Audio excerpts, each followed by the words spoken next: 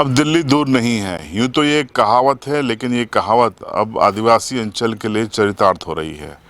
मैं इस समय खड़ा हूँ झाबुआ जिले के थांदला के समीप टिम्बरवानी में, जहाँ पर दिल्ली मुंबई 8 लेन एक्सप्रेसवे का इंटरचेंज है। यहाँ से आप घुसते हैं तो अगले 6 घंटे 6.5 घंटे में आप दिल्ली लग सकते हैं, ऐसा नितिन गडकरी साहब का दावा है। और मुंबई यहाँ से करीब 600 किलोमीटर की दूरी पर है।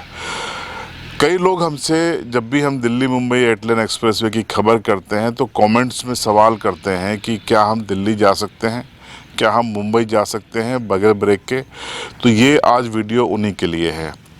हमने NHAI से जुड़े अधिकारियों से बातचीत की है। उन्होंने ऑफिशियली तो कैमरे पे आने से मना किया, लेकिन जो जानकारी दी है उसके अनुसार अगर आप दिल्ली यहाँ से जाते हैं तो आपको 2 जगह दिक्कतें हैं। नंबर 1, जब आप MP के 244 किलोमीटर के हिस्से में पूरा क्रॉस कर जाएंगे, उसके बाद जब आप राजस्थान में एंटर होंगे तो कोटा के पास एक गांव आता है दरा गांव में टनल बन रही है। उसका निर्माण अंतिम चरण पे है और टनल बन चुकी है, लाइटिंग और फिनिशिंग का काम अंतिम चरण पे है। तो वहाँ से आपको एक कट दिया जाता है। आप 20 किलोमीटर के आसपास 20-25 किलोमीटर एक लोकल रोड में आपको जाना होता है और आगे जाके वो रोड फिर से दिल्ली मुंबई 8 लेन एक्सप्रेसवे पर जुड़ जाता है। तो एक तो ये आपको 20 किलोमीटर का कट क्रॉस करना होगा और दूसरा राजस्थान में ही आगे जाके आपको सवाई माधोपुर के आसपास 20-25 किलोमीटर का एक कट और मिल रहा है।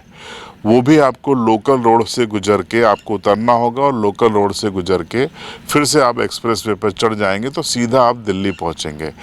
यानी 2 मामूली कट हैं 20-20, 25-25 किलोमीटर के।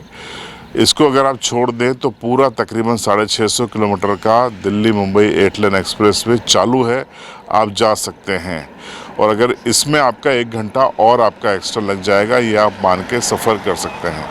लेकिन दिवाली तक ये दोनों कट समाप्त हो जाएंगे और आप आराम से दिवाली 2025 से, या खूब लेट भी होता है तो साल के अंत से 2025 के अंत से आप अनब्रेकेबल टिम्बरवानी से दिल्ली जा सकेंगे। अब सवाल आता है मुंबई का। तो मुंबई दूर है, दिल्ली दूर थी लेकिन दिल्ली अब दूर नहीं है, पास आ गई है। लेकिन मुंबई पास होके भी काफ़ी दूर है। मुंबई यहाँ से करीब 600 किलोमीटर है और 599 किलोमीटर है। और यहाँ से अभी भरूच वडोदरा का हिस्सा लगभग बन गया है, लेकिन बीच में कई ऐसे हर्डल्स हैं, चाहे वो कानूनी हर्डल्स हों, आदिवासियों की ज़मीनें गई हों तो मामला कोर्ट में चला गया है। कई हर्डल्स हैं जिसके चलते अभी काफ़ी लेट है। वो मान के चलिए कि आप पूरा 2026 उसमें लग सकता है, या दिवाली 2026 तक आते आते अगर गति बढ़ाई जाती है तो वो भी पूरा होगा। लेकिन आप मान के चलिए कि 2025 और 26 पूरा मुंबई तक का वक्त लगेगा, जो भी काम वहाँ पे चल रहा है। अब आपको हम बता देते हैं कि ये जो टोल्स हैं इन ये प्रॉफिट में है या घाटे में। देखिए, जब शुरुआत में 3-3 महीने के टेंडर हुए तो ये तमाम टोल घाटे में जा रहे थे, लेकिन अब 1 साल का पूरा टेंडर हो गया है।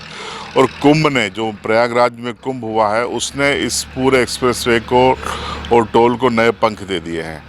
अब 26 लाख पर डे का जो ठेका है, बताया जाता है कि इसमें 30 से 40 लाख रुपए पर डे की इनकम मध्य प्रदेश के हिस्से में जो टोल है, जिस कंपनी को ये ठेका गया उसको हो रही है। क्योंकि जैसे ही प्रयागराज में लोग जाने के लिए आए इस एक्सप्रेसवे पे तो लोगों को पता चल गया कि ये चालू है। तो झाबुआ से जो थांदला का जो स्टेट हाईवे है वो NHAI ने बना दिया, दुरुस्त कर दिया। तो जो पूरा गुजरात का ट्रैफिक है जो आगे जाना चाहता है वो इस पर डाइवर्ट हुआ है। इसके अलावा यहीं पास से बांसवाड़ा राजस्थान का जो ट्रैफिक है वो भी इसी टिम्बरवानी से जाके आगे बढ़ जाता है। रतलाम से काफ़ी ट्रैफिक है जो दिल्ली की तरफ हो रहा है। बड़े व्हीकल्स हैं, जो परिवहन वाहन हैं, बसेस हैं, वो कंटिन्यू चालू हो गई है। लोग दिल्ली रतलाम से, जावरा से, मंदसौर से, राजस्थान से सीधा जा रहे हैं। तो अब काफ़ी अच्छा यहाँ पर टोल का माहौल हो गया है। टोल जो प्लाजा हैं जो संचालित कर रही हैं वो कंपनियां प्रॉफिट में आ गई हैं और ये एक महाकुंभ के बाद हुआ है। अब जैसे ही ये और गति मिलेगी, पूरा चालू होगा, उम्मीद है कि टोल कंपनियों का मुनाफा भी लगभग 2 गुना हो जाएगा। तो ये रिपोर्ट आपके लिए ज़रूरी थी, इसलिए हमने आपको बताई। देखते रहिए CB लाइव।